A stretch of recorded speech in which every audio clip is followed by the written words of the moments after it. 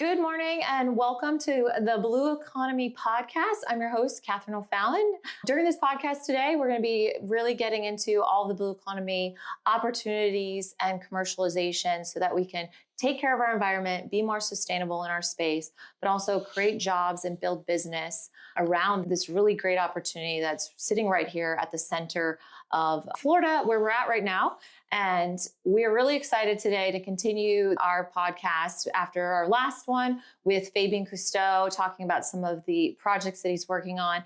Now we're going to talk with Patrick Lahey, the CEO and founder of Triton Submarines. We're up here at his facility today, having a little sit down and chat with him, because this is how we can get to deeper depths in the water, in the ocean, and learn more. But also it's a great opportunity for innovation, technology, jobs, all that good stuff. So it really encompasses the blue economy and what we're doing at the Marine Research Hub with everything that's happening. So Patrick, I'm so glad to have you join us. Well, thank you. I'm delighted to be here, and I appreciate having an opportunity to speak with you today and to your listeners. Thank you. I'm super excited because I've known about you for, a number of years. And then when I joined the Marine Research Hub as the executive director, you've been on the board for the hub since it started. Yes. So thank you for supporting it, because without you, I would not be sitting here today having this great conversation. Well, I think the work that you guys do is very important. I think it's important to encourage young people to think about the ocean differently than perhaps they might otherwise, and creating opportunities for people, young people, who've got creative ideas and new opportunities that we want to explore is a critical part of injecting excitement into an area that really needs our attention. Definitely. I think that is. And what makes people more excited than a submersible? Like, That's right. Seriously. Well, I couldn't agree with you more.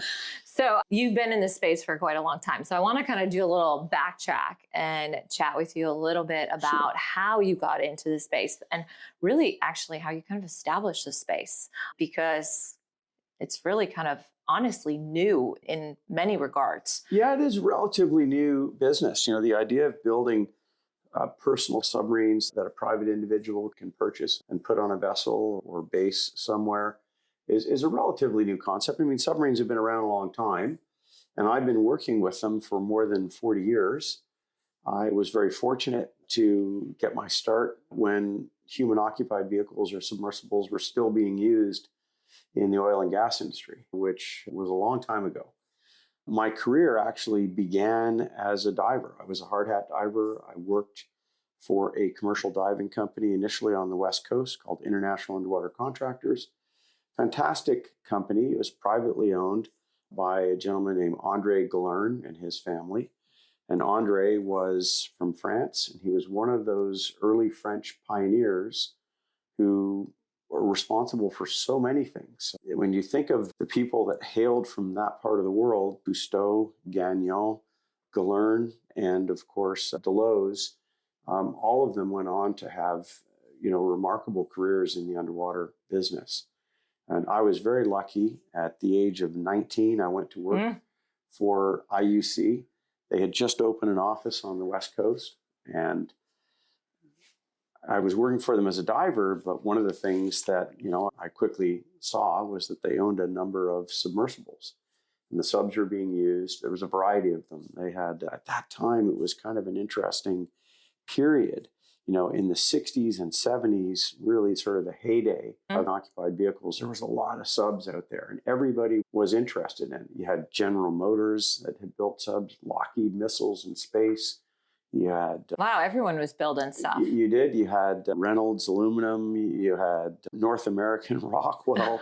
And then you had others, other companies like the Perry and people like that who were building human-occupied vehicles, because at the time they were widely used, and it was widely believed there was going to be this massive influx of innovation and activity in the ocean space. It was very much a competition, really, between space and the ocean. And I don't need to tell you who won that race. Well, because space, gets the lion's share of our attention.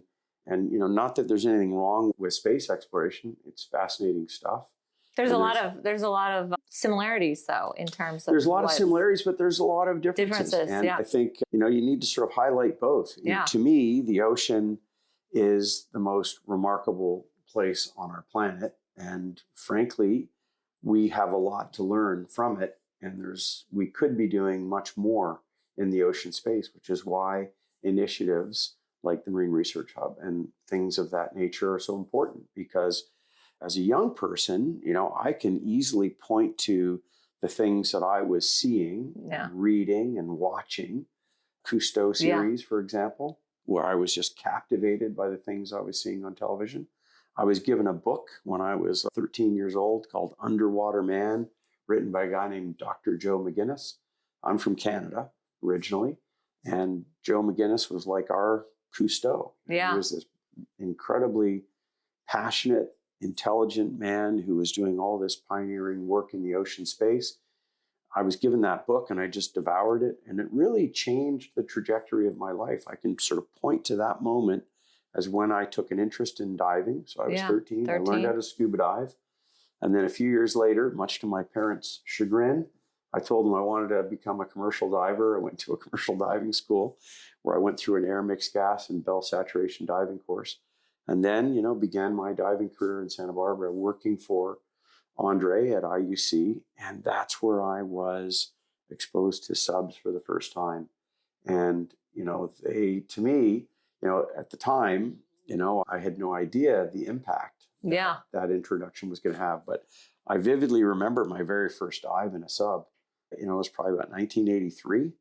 So I was 22 years old, and I was diving off of a drilling rig in west coast of the United States, off of Point Conception.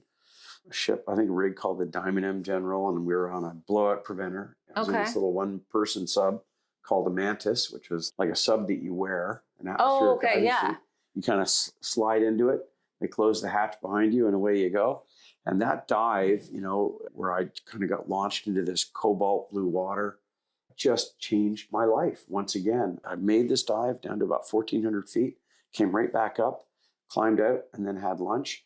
And I thought, what an incredible way to explore the ocean. Effortless, comfortable, no decompression, no bottom time limits. I had already gone 4 times deeper than I had as a commercial diver in that, that 2-hour or 3-hour dive, whatever it was. And I was completely enraptured by the idea of subs. And from that day on, really, sort of 42 years later, I'm still consumed by subs and just how magical they are. The capacity that it gives to a person to climb into this machine and make a dive to these very deep, very hostile environments, but to be able to do it in absolute comfort and safety. Yeah. And to be able to experience firsthand what it's like without any of the sort of limitations that you have as a diver. Because as a diver, of course, you have to think about decompression, bottom time limits, and all this sort of stuff. In a sub, it's really a very relaxing experience. You sit there like we are right now in a climate controlled environment. It's quiet, it's comfortable, air conditioned, have a conversation, and just explore. So to me, they're magnificent machines. I wish more people were given the opportunity to experience the ocean from the perspective of a sub, because I guarantee you if they did, it would change the way they look at the ocean, the way they think about the ocean, the way they feel about the ocean. Nothing's going to engender support and advocacy for the ocean, maybe more than diving in a human-occupied vehicle. Well, that kind of is the opportunity here, is to share more of the story of the ocean and how it is, we need to learn more about it. There's so many resources that it can offer to us. And, when it comes to being sustainable, but there's a lot of unknowns at the depths of the ocean that could really be human beneficial for us, in terms of a lot of medical technology and things like that. And a sub is the best way to get down to some of the deepest parts, for sure. Yeah, absolutely. The thing is that there's lots of technologies that exist today to explore the ocean. So there's robotic vehicles, there's autonomous underwater vehicles, and they're wonderful technologies, but there's nothing quite like a physical human presence at the site. Our capacity to drink in information in real time is without equal. It doesn't matter how advanced the imaging system is or the computers are on board. having, the privilege of sitting in a sub and looking out over that stuff and seeing things with your own eyes is incredibly powerful and emotional, I would even add. And so while the other technologies are an important part of exploration, you never want to underestimate the value of a human presence impact at the site. Imagine a bird watcher. You could use a drone to, go through a forest and look at birds, but how much more impactful is it to walk through that forest and to hear the birds and to see them and all of that. And I think, I always use this analogy when I describe, the importance of a human presence. One of the most powerful emotional moments of my life was when my daughter was born. And I had the privilege of being in the delivery room. They handed my daughter to me, tears, just the emotion of the moment, the raw emotion of it. And, I sort of thought, when you think about a sub experience, you could, I could have just hired a videographer to film that, and then I could just watch it on TV later. But do you think that it would have had the impact of being in the room and seeing it with your own eyes? And I can tell you, of course, there is no comparison. That's why we need more these opportunities. Human-occupied vehicles. Yeah, because you can watch a video or a movie and even listen to things and it'll resonate with you for a while, but how long?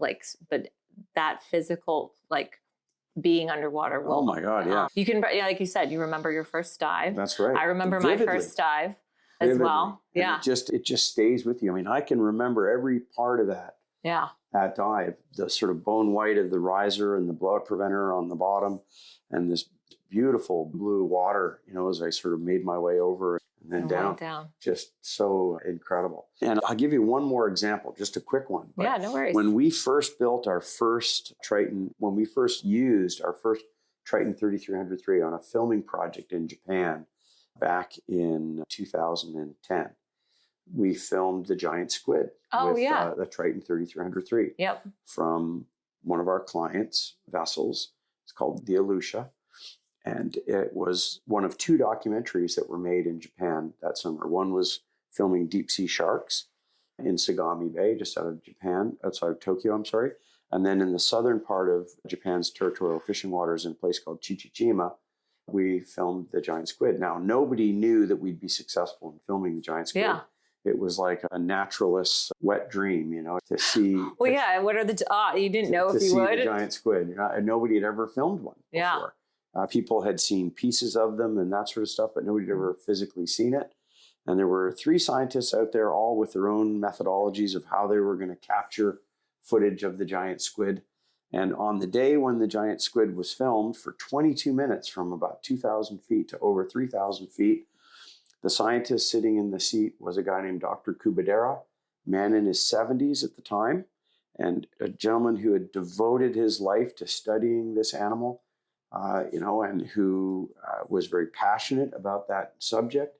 He'd seen pieces of giant squid that had been picked up in a fishing net or washed ashore, but he'd never physically seen this thing with his own eyes.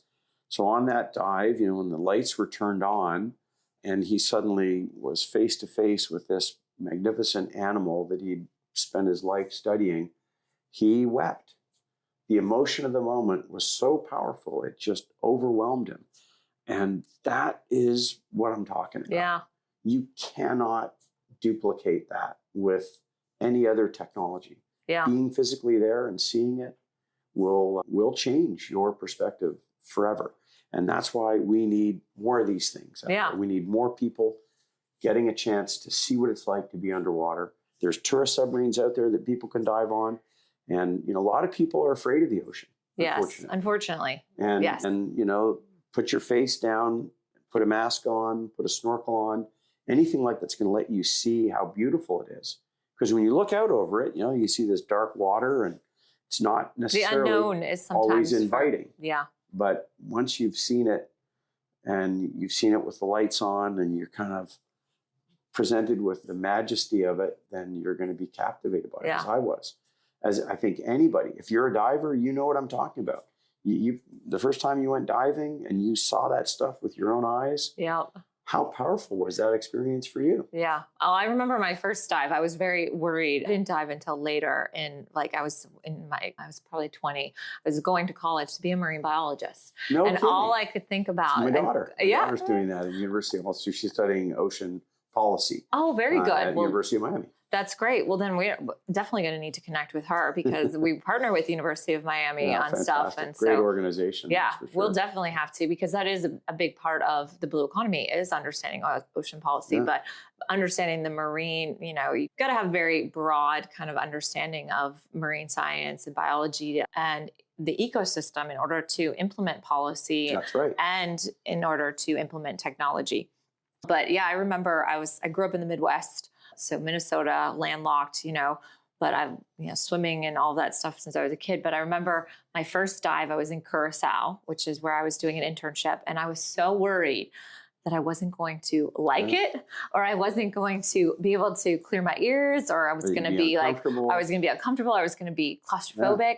And I was like, I can't be a marine biologist without being a diver. But I fell in love with it. And as you would. It's like a completely, I think one of the things about being underwater as a diver is I feel like it's a different world when you're down. Like whatever is going on up at the surface, it's almost like it's just washes away when you're underwater and you're in this new environment. It's a good way to describe it. It absolutely does. And to be able to go deeper is always kind of, as a diver, that's one of like those things that everybody wants to do is I want to go dive. I want to go deeper. Right. And this for me, allows that's what appealed to me. Exactly that. You want to go deeper. As a diver, I was always wanting to go deeper. I was always wanting to go see what was beyond what I could reach. Yep. It's one of the reasons I was interested in mixed gas and saturation diving, because we could do, deeper dives, longer duration, all that sort of stuff.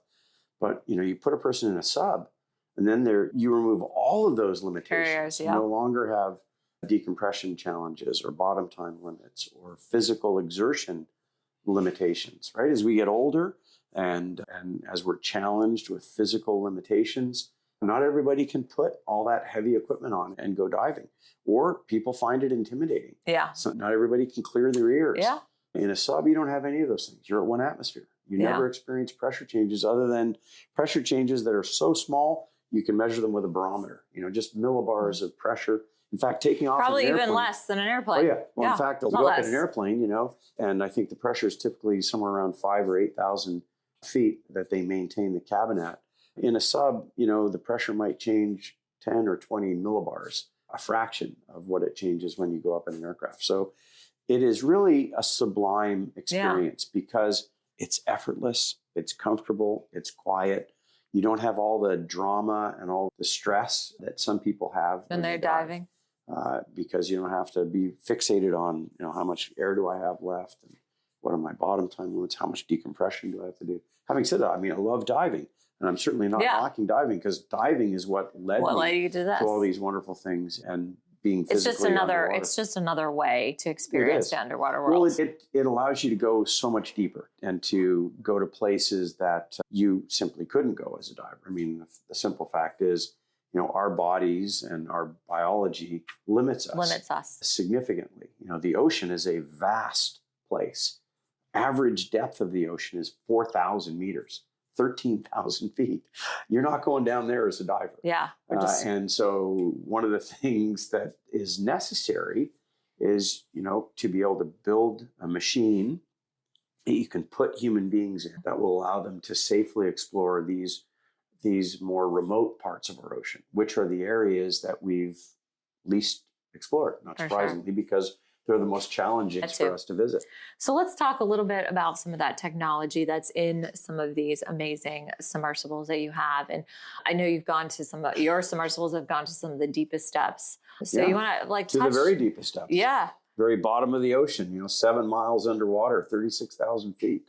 Can't go any deeper than that. And I think that's a great testament to what's possible and what you can achieve. Yeah. Majority of the subs that we build feature these transparent pressure boundaries. Yeah. Which are wonderful. You can see. It makes the experience immersive. Yeah. It's like, imagine if you were diving and you had a clear acrylic bubble over your head. How much better you could see. When you wear a mask, you can see in front of you, but your peripheral vision is definitely affected by the limitations of that fixture that's on your face. in a sub like that, and most of the subs that we design, engineer, and build, you're in this completely transparent acrylic pressure boundary.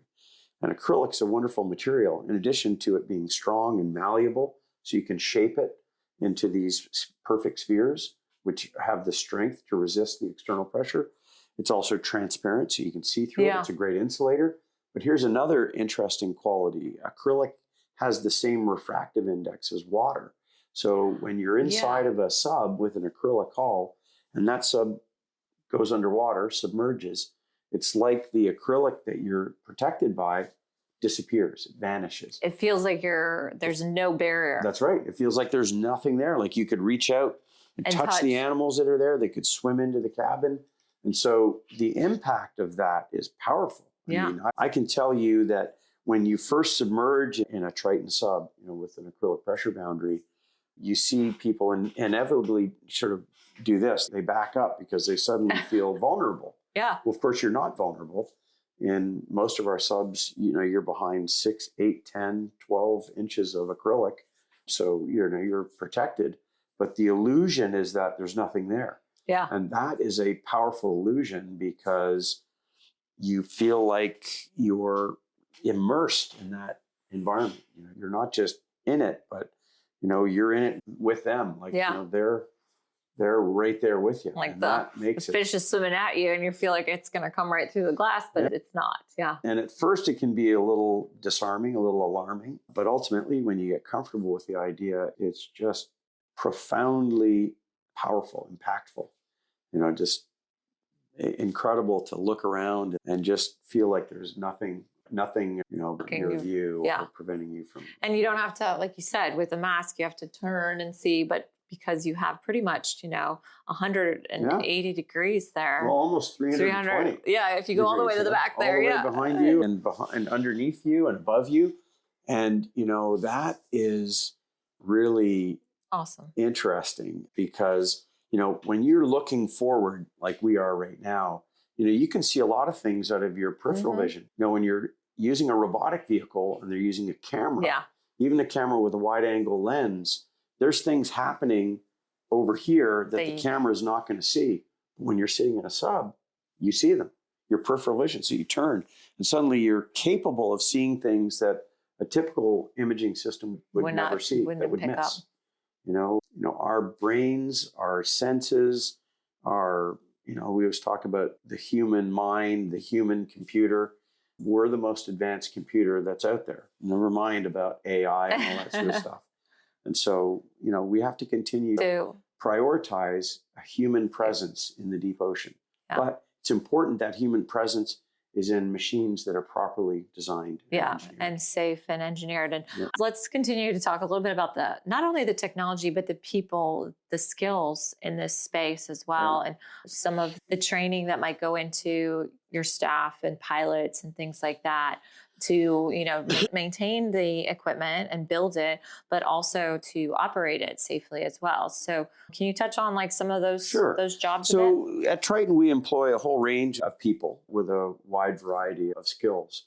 And so that includes, there's about 50 people in total, almost, I think, 15 or 17 people in Spain and about roughly 40 or 30, 35 here in Florida. And so we have mechanical engineers, we have electrical engineers, we have naval architects, we have electronics engineers, software engineers, because like everything today, it's advancing. The technology that we incorporate into a sub today is vastly different from the subs that I began operating in the early 1980s, which were primitive by comparison to what we can do today. I mean, we have so many examples of technologies that have advanced, whether it's a battery technology, lighting system, a navigation system, a communication system, you name it, just like the cell phone that you have in your hand every day, the technologies that we use in our subs have dramatically enhanced the utility of the subs that we build. So, even if you're inside of a structure that protects you, that might not be that different from one you built a few years ago, even that's changed because our ability to form materials, advances in materials technology and so on have improved. But all the other things, whether it's a camera system, like I said, or a sonar system, a lighting system, all those things are now smaller, more powerful, more effective at what they're being asked to do. And believe it or not, they're also a lot more affordable. Yeah. And so, a great example is like you just take something as innocuous as a light. You see that light or the lights that you see sort of scattered around our vehicles. In the early vehicles, the lights that we were using used huge amounts of energy and they were very inefficient. Yeah. A lot of that light, a lot of the energy that was being given to them through the batteries was being used in the form of heat. And so today with LED lighting, we can produce lights that give you a color temperature almost identical to sunlight and huge numbers of lumens for only a small amount of energy. For example, like the majority of the lights on our subs produce something like 20,000 lumens at 6,000 degrees Kelvin. And so it's a color temperature very close to sunlight. They can be used at depths as great as 20,000 feet, 50,000 hour life expectancy. I mean, that's a transformative technology. Yeah. You put all the lights on in the sub and you're drawing just a few amps. Whereas before, in early subs that I'd operate, if you put all the lights on, you could watch your battery voltage dropping because the current that was being drawn was so high that it would drain down your batteries. And the battery chemistries themselves, the new batteries that are available, not only do they last longer, recharge more quickly, they don't give off dangerous gases that are explosive. They don't require any maintenance. The size as well. I mean, the weight of the energy density of the batteries. Mm-hmm. So all of these technologies that are being developed for other terrestrial applications, in many cases, have a use in human-occupied vehicles or in underwater vehicles of various kinds. So our staff is a broad spectrum of people with skills that range from, engineering and so on to, people that are involved in our marketing and our sales and promoting our products to a customer base that's still evolving because, as you pointed out at the beginning of this podcast, when we started Triton, there was no market for personal submarines, right? It didn't exist. We kind of created the space. Yeah. And with it, we've created an interest, not just in yachting, but a renewed interest in the subs being used for science projects, filming projects. Some of the most prominent documentaries of the last 15 years have featured Triton subs. Think of Blue Planet, watched by something like 3 or 4 billion people. Yeah. They used the underwater sequences were filmed in a Triton 3303. When you look at the latest documentaries like the Ocean Explorer, the Ocean Explorer series. Yeah, I kept watching as I was watching it. Like, I know it's a Triton sub, but I want to see the logo. It's there. It's there. It's in there. And, Ray Dalio and his organization, Ocean X, is a brilliant example of what's possible when you get an individual like Ray with his tremendous resources and his passion for the ocean. And now he's investing in the ocean. The vessel that was created for Ocean X is probably the most advanced vessel of its kind in the world. What it can do, the opportunity that it provides to scientists, filmmakers, and explorers to further our knowledge and understanding of the ocean is brilliant. And there's more examples of that happening. We see it more and more where, individuals who've been successful in their lives turn their attention and their resources towards the ocean. And to me, it's incredibly gratifying to see that happen because for the longest time, the ocean was really not getting the attention that it needs. It's wonderfully encouraging for me to see and inspiring for me to see people like Ray and so many of other clients. We've got the Rev Ocean, Schillingeruke. You've got, this company Deep, which also owns a couple of our subs. The things that they're doing in the ocean space, their goal is to make human beings more aquatic. I mean, man, I can get behind an idea like that. Well, we need more of that. We need more of that. And you're a big part of it. I mean, basically, showcase having people who are now putting these subs on their personal craft. And it's multiplying because people see that this is not something that's no longer just a scientific endeavor anymore. Right. And it's an opportunity for more people to be in this space. And it's like you said with Ray, it's an opportunity to invest in this space. That's right. He's not, investing his time and resources, but now you can invest in solution-based companies that are forming in this space as well. Well, I think he, like a few other inspirational people of his generation, are recognizing that there's a tremendous opportunity for us to make a difference, have an impact. And the ocean is one of those areas where, we really need that. I know that it seems like people still bias their focus and interest in space. And while space is fascinating, there's some wonderful things happening in the ocean space. Really, there is so much for us to still learn about our own oceans. Yeah. I think a great analogy is like, imagine you bought a house, and it's like a 2 or 3 story house and it's got a basement. But the basement is actually, represents maybe 75, 80% of what's there. Yep. But you've never really bothered to go down into the basement to see what was there. I mean, we have the capacity now to do that. And I think we really do need to turn our attention to what's in the basement. I think what you're doing now is turning the attention more and more, and the opportunity to bring more people into the space and what OceanX is doing. Hopefully, maybe we'll have to get Ray on a podcast to share about OceanX. Yeah, well, certainly, you're not going to find anybody that's a greater advocate, more passionate, more ardent supporter of ocean science and exploration than Ray. And, he bought his first Triton sub in 2010. And bought a second one from us, I think, in around 2018 or 2019. And those subs are used a lot. I mean, they're doing a lot of diving and they're very advanced. They've put all the latest scientific tools and equipment on them, the latest imaging systems. When you look at them, it looks like a backhoe. It's all kitted out with all the latest gear, the latest comm systems. I don't know if you knew this or not, but they did a live broadcast from the Maldives to Davos, Switzerland.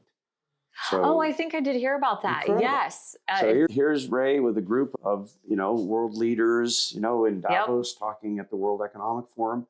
And they're talking to the scientists who are thousands of feet underwater in the Maldives. That, to me, is an example of how far we've come. We couldn't even have conceived of something like that 5 or 10 years ago. No. But the fact that we can do it now and we can do it with kind of relative ease, I mean, there is really special equipment that's needed to accomplish it. But imagine how powerful it is for the people sitting there to have a conversation with someone that's in a sub, thousands of feet underwater, involved in a collection or a scientific experiment of some kind. Imagine if you amplify that, you start to do that in classrooms around the world. You're going to get another generation of people who feel about the ocean like I do, like you do. Yeah. And like so many people my age who, and I know you're much younger than me, that grew up watching things like Cousteau because it inspired us. Yeah.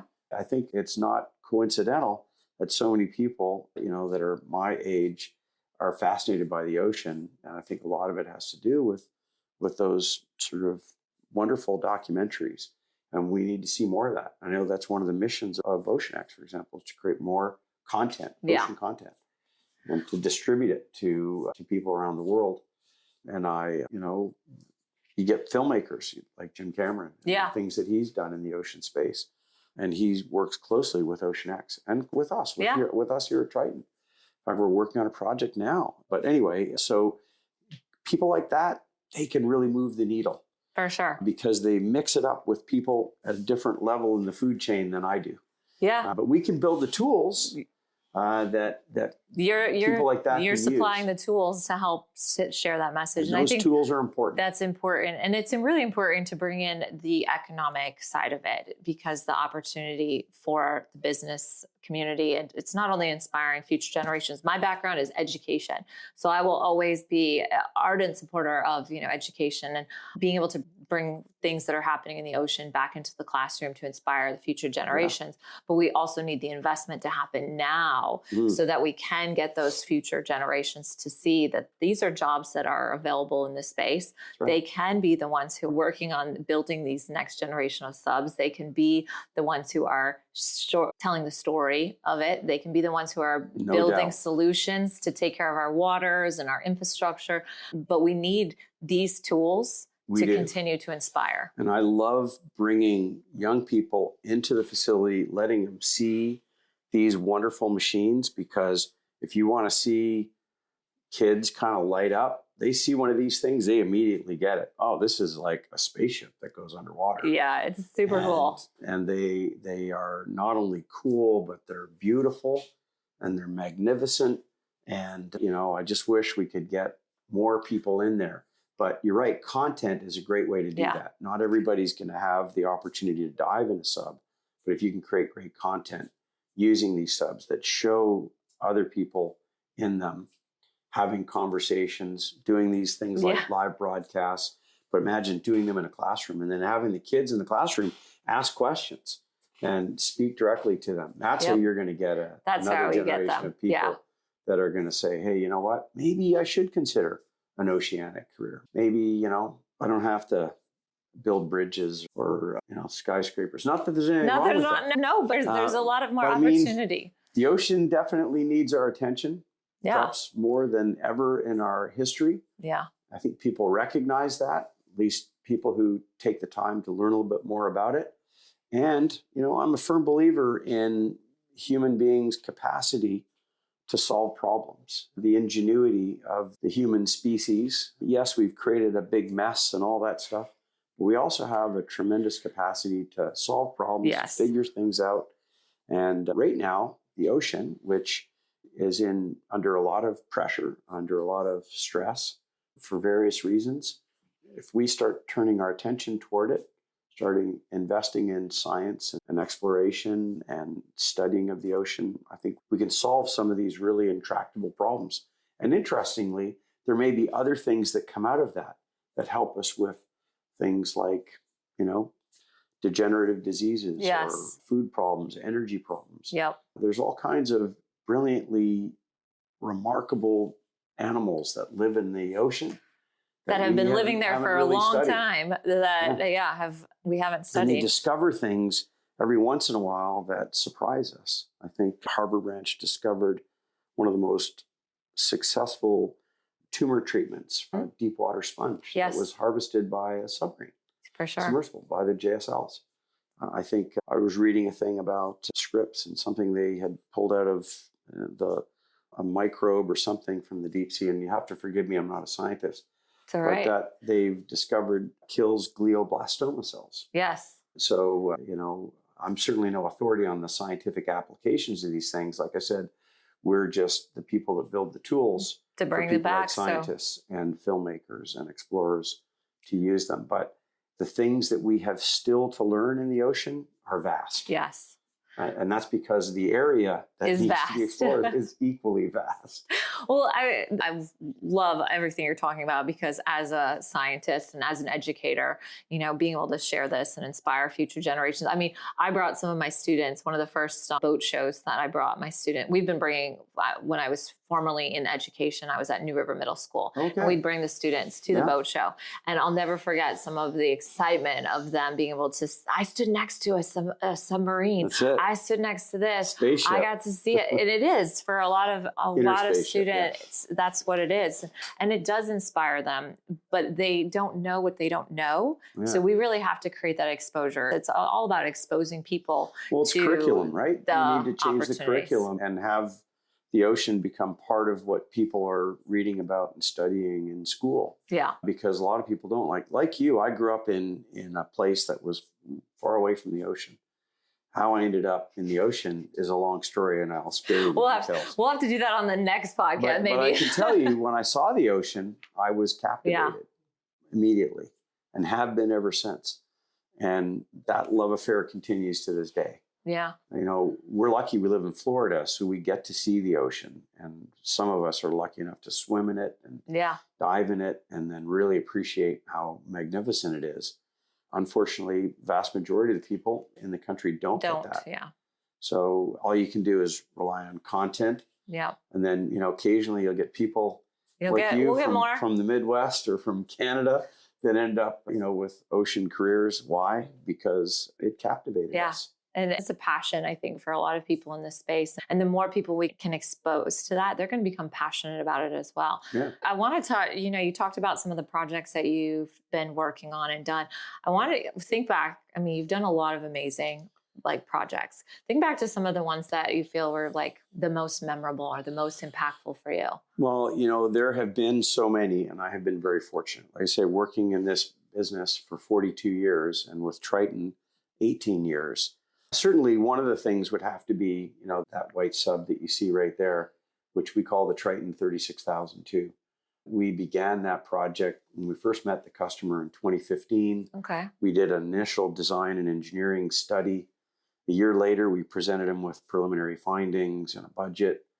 And then he underwrote the build of what became one of the most extraordinary submersibles ever created.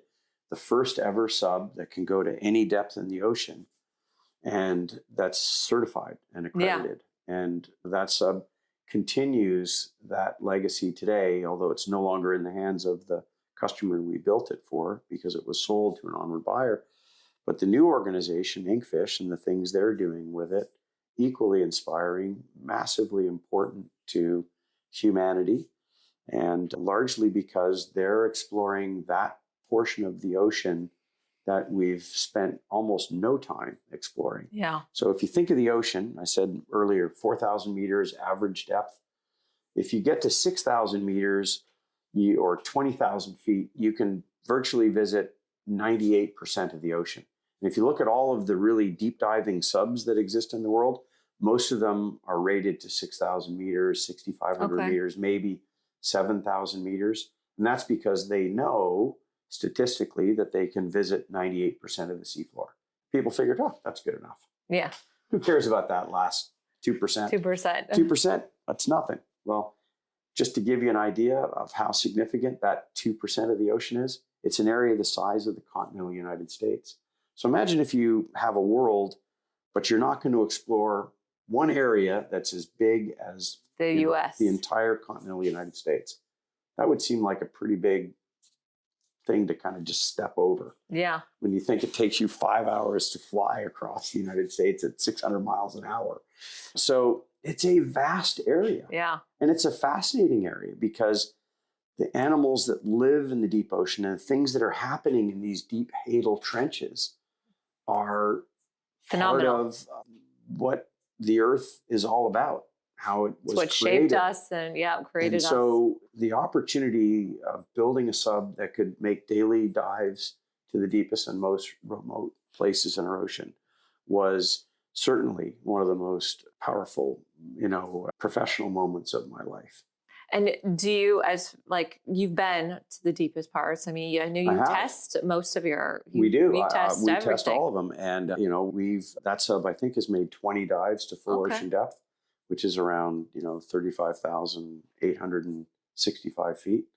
So around 10,932 meters, and I've had the privilege of making that dive 5 times. I think Victor, the gentleman who we built the sub for, has made that dive, if I'm not mistaken, 10 or maybe 15 times. And Victor is Victor Vescovo, who has gone to all the deepest depths points in each of the 5 oceans. And then all the highest points right. as well. That's right. So when we met him, he had completed what's called the Explorer's Grand Slam. He's dived to the deepest point. He's summited the tallest peak on each of the 7 continents. Yep. And he's skied to the North and South Pole. That's called the Explorer's Grand Slam. Okay. And so he said, what am I going to do next? So he called us up and said, could you build me a sub that would allow me to dive to the deepest point in each of the 5 oceans? And so we were given the opportunity to create that machine and to train him how to operate it, and then to go out and prosecute this extraordinary and audacious mission called the 5 Deeps Expedition. In 2019, history was made when explorer Victor Vescovo became the first person in history to dive to the deepest point in all 5 of Earth's oceans. The submersible, along with the DSSV pressure drop, its tenders, scientific landers, and world-class mapping sonar make up the Hadal Exploration System. This system has proven its capability of exploring, mapping, and diving to any depth in any of the world's oceans. The project was commissioned to be engineered and built by Triton Submarines. After a lengthy engineering process, the construction of Limiting Factor began with the forging of its pressure hull from titanium. Once the two halves of the sphere were forged, an extensive machining process then brought these halves down to near perfect sphericity, where they would then be joined and sent to Russia for pressure testing that would simulate full ocean depth plus 20%. Next, the sphere and thousands of other components from vendors across the planet would be combined and assembled into the Limiting Factor submersible. The pressure drop was selected as the perfect counterpart and platform to support and transport this submersible around the world. After a multi-million-dollar refit to this vessel, the Hadal Exploration System was complete and ready to begin its historical mission. It would then go on to dive the deepest point in all of Earth's oceans, proving itself as the world's only certified unlimited depth submersible. With nearly a dozen dives to the deepest point in Earth's ocean at Challenger Deep, this once nearly impossible endeavor has become nearly routine. The Hadal Exploration System made history and broke countless records along the way. With this technology, the future of deep ocean exploration has truly changed forever. In 10 months, we traveled around the world. I think we covered around 50,000 nautical miles, and we dived to the deepest point in each of the 5 oceans in this remarkable machine, which has fundamentally changed our relationship with the ocean, because for the first time ever, human beings have a machine they can dive to any place in the ocean. In fact, when we did the certification dive, and I came out of the sub with the DNV surveyor, Jonathan Struve, that evening, he handed me a certificate, and on the certificate, it said, "Unlimited diving depth, any ocean." Nobody has ever been issued a certificate like that before. And it was the absolute, privilege of my life to be part of that crew. And it was a brilliant group of people. Make no mistake, I was just one player in a big orchestra of remarkable individuals that made that project possible. Happen. So the people that designed it and engineered it, and then the team that built it, and then the team that went out there and prosecuted this expedition and helped Victor achieve this just sort of unbelievably ambitious goal. Very ambitious goal. That's awesome. I think sometimes it was surprising to me how little attention that I feel like we got to bring more attention back to this. Yeah. And tell me, so the timeline, like you were just saying, building, then deploying, and then, the 10 months of doing it. How much time did it take from concept to execution? Well, from the day we met Victor to the time he completed the 5 Deeps expedition, it was 4 years. Yeah. And then he continued to use the sub for another 3 years after that. And he prosecuted 2 more Ring of Fire expeditions and a bunch of deep exploration wrecks. He set all kinds of records, and all of it because it was the first time that anybody had built a machine like that. Now, that to me is great on one level because we had the opportunity to do that, but it's kind of crazy when you think about it that in 2025, nobody had ever visited. No one had ever visited all of those places. And so my hope is that it will lead to more. Yeah. And, the new group that has the sub, they're continuing that legacy of exploration and scientific research that Victor began with Caledon Oceanic.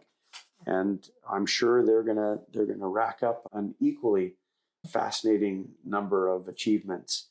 I mean, when you look at the pictures that have been collected, samples that have been taken, the areas that have been mapped, right? These areas of the ocean, when we began the mission, here's the funny thing. Nobody actually knew where the deepest points in each of the 5 oceans were. Yeah, because you had a rough idea. You had a rough idea, but the bathymetry was so poor and so primitive.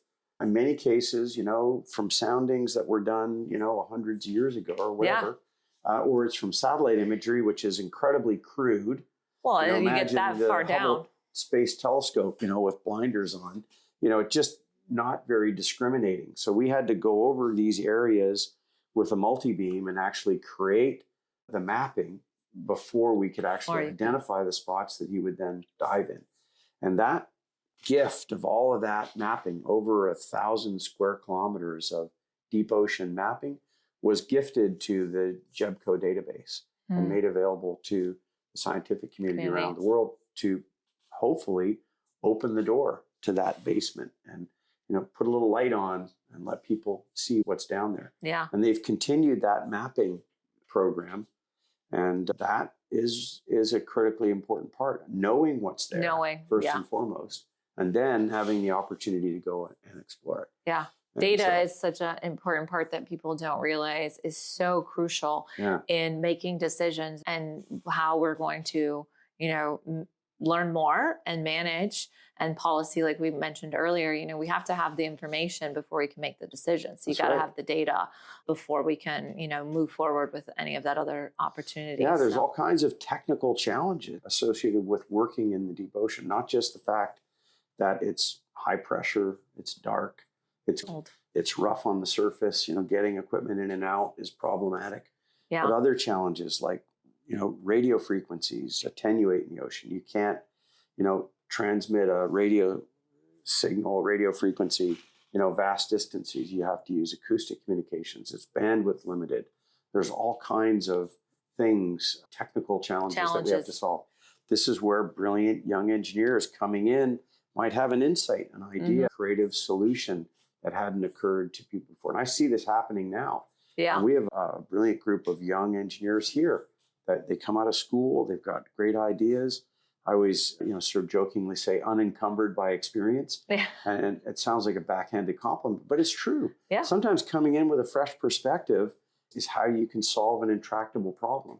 If you're one of those people that says, oh no, we always do it this way, then you're never going to make any progress. You got to be willing to say, hey, you know what, maybe I'm wrong. Yeah. Maybe my way of doing it, which is the way I was taught or taught by someone else, isn't necessarily the best way. And being open-minded and having a willingness to, all these young people come through school and these brilliant new ideas, it's a blending of that with experience that results in the real magic. Well, I think that's an important piece because experience is very valuable. You need that. But you need someone who's kind of willing to push the limits a little bit and think outside the box. I always used to tell. Challenge conventional thinking, come up with brilliant new ideas, but temper those ideas with experience, practical, real-world engineering. Yep. And then you can create something that's really special. Well, because I think that's we don't just want to build something that can do something extraordinary. We want to build something that can do something that's extraordinary, that's safe,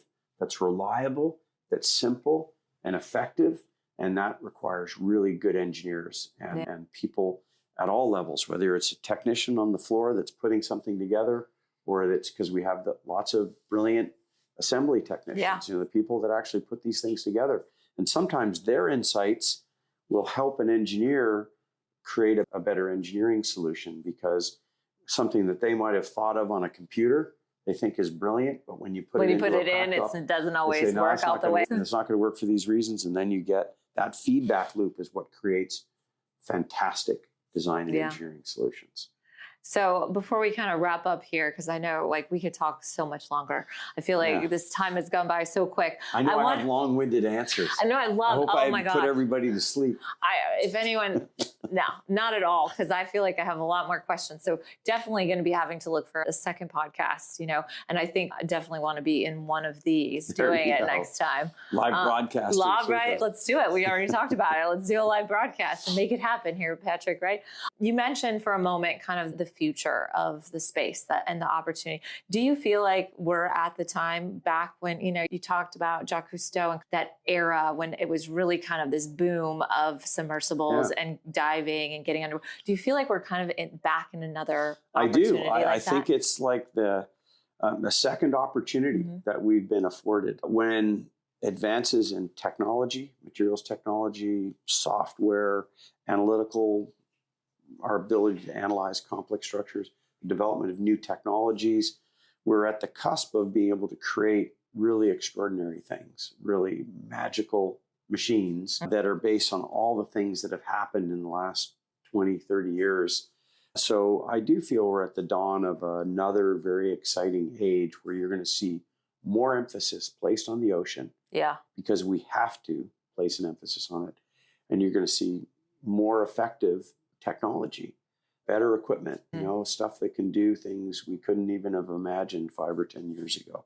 So to me, we're living in a very exciting and a fascinating time.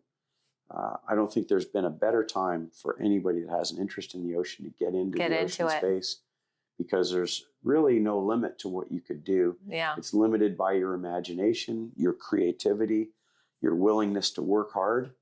And, the result could be, the opportunity to, be part of something remarkable, something memorable. Yeah, definitely be a part of some great exploration, businesses, everything that's kind of coming up in this space it all overlaps. And I think, like, to your point, is that experience. We still have people who were on doing some of these early things. And so making sure that we kind of take advantage of the experience that we already have and kind of propel us forward right now is kind of like that perfect storm of opportunity in the ocean spaces. And blue economy and technology and exploration, education, conservation, it's all big, it's all together. It's all in this big picture of taking care of our planet. And the ocean is vast and it needs our attention on all levels, whether it's somebody on the surface, people looking into fishing, people looking into mineral rights, people looking into exploration, science, people making documentaries, whether you're an engineer that's designing things to go in the ocean or to stay on the surface. I think there's going to be lots of fantastic opportunities in the ocean space for, people doing mapping. Yeah. Mapping is a big one. The technology to create maps, these multi-beam systems that we used, for example, during the 5 Deeps expedition, that were strapped to the hull of that vehicle that could map all the way down to full ocean depth. We need more of that capability out there, and that database being shared with the human family to expand the global knowledge and awareness of the ocean. Excellent. So we definitely need all those things. We need everything. So and it's time. It's time. Whatever it is that interests you, whether you're an architect or a designer, an engineer, a technician.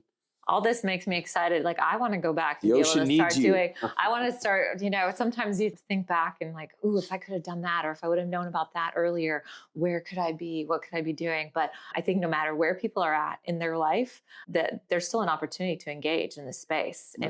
You might not be at early, young, where you can start doing, change a whole career, but you can still be involved in this space at wherever you're at. Yeah, there's lots of local programs. I look at Dr. Edie Witter and her program Orca here in Indian River County, Ocean Research and Conservation Agency, and the things they're doing to try and protect and better understand the things that are happening in the Indian River Lagoon. Right in your backyard. Similar efforts that are happening further south and in the Everglades, and the things that we need to do to protect our waterways. They're a critically important part of spawning. Animals come into inlets and they spawn, and understanding that and being better caretakers of the ocean, learning how to live in harmony with the natural world. That's the key, right? Instead of putting it under pressure, thinking about ways we can relieve that pressure and help it. This idea of setting aside marine protected areas, such an important part. I've been to marine protected areas before and after, and seeing the incredible transformation. Yeah. If we give the ocean an opportunity to heal, it will. Its capacity to heal is extraordinary. Well, thank you so much. I know we could keep going on and on, but we'll wrap up this segment and we'll do our next one. I'm going to definitely, be kind of pushing for, sub dive for sure. And then we can record it. So thank you so much for this time, Patrick. It's been really great. I cannot say thank you enough for always supporting what we're doing, but also being, kind of taking that leap as well into this space, because if you wouldn't have done some of those things in your early career as a commercial diver, who knows where we would be, and we wouldn't have all of this amazing stuff without you. So it's nice of you to say, so Catherine. thank you. Anything I could do to help the Marine Research Hub and the things that you guys are doing, the important work you're doing in the ocean space, something I'm proud to support. Well, thank you. You've already been supporting, and now we're just going to keep that support going. And thank you, everyone who's joined us for the Blue Economy podcast. This is our second episode, so we look forward to you joining us for future ones. Thank you, Patrick. you. I really appreciate it. This was amazing. Hello, I'm Katherine O'Fallon, the Executive Director of the Marine Research Hub, leading efforts to advance ocean solutions and innovation in Florida and beyond. By 2030, the global ocean economy is projected to reach $3 trillion and 40 million jobs. And Florida, surrounded by water, is uniquely positioned to lead the way with marine solutions with a global impact. At the Marine Research Hub, we connect stakeholders, elevate oceanographic research, and commercialize marketable solutions that drive investment opportunities, create sustainable jobs, and ultimately protect our marine and coastal environments. Founded in 2017, the Marine Research Hub bridges the gap between scientific discovery and real-world application. Through collaboration between researchers, entrepreneurs, policymakers, and industry leaders, we accelerate commercialization, investment, and ecosystem building, creating lasting impact for our oceans and coastal communities. We are just beginning to make waves, and the potential is limitless. Join us as we fuel the blue economy through innovation, sustainability, and strategic investment from Florida to the entire world.